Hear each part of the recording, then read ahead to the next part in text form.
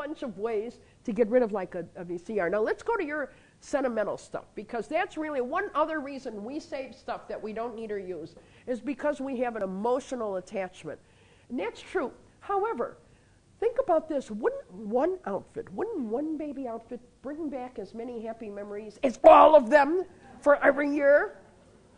And here's the other thing. Our happy memories are not in that box that's buried under a ton of other boxes that's covered with dust. Our happy memories are in our mind and in our hearts.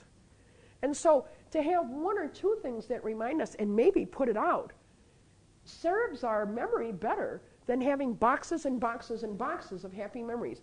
I'll tell you a story about when my mother passed away. She lived in Florida, and we live up here in Des Plaines.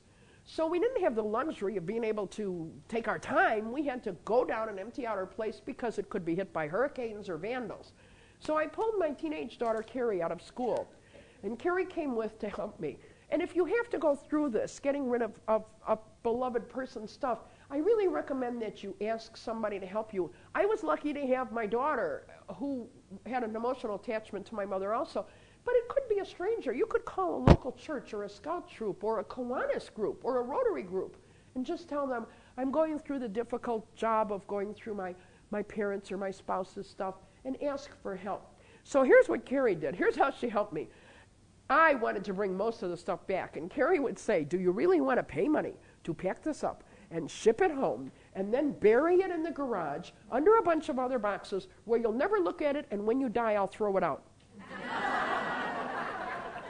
And isn't every one of those words true? Isn't that true?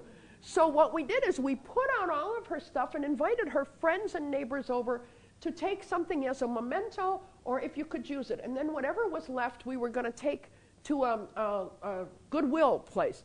But one of her friends offered to take it all to her church's garage sale, or what is that called? Rummage sale, thank you. And some of the people said, you know, I bet she's not going to give a lot of that to the church. I bet she's going to keep it for herself. But what would we care? You know, and we're glad that somebody could use it. It's easy to say goodbye when somebody wants it. And then there was my mother's china that when she was up here in Chicago before moving to Florida, every holiday she served on that china.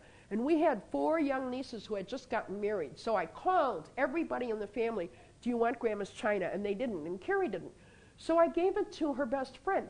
Every year I get a Christmas card, and she says, I used your mother's china again, and I thought about her, and it's so much fun to serve on her china. And I thought, isn't that a better way to honor her than to keep it in my garage? Now, meantime, those 4 nieces, I'm positive they planned this together. The next holiday we had, each of them came up and whispered to me, my memories of Grandma are beautiful. Her china was ugly.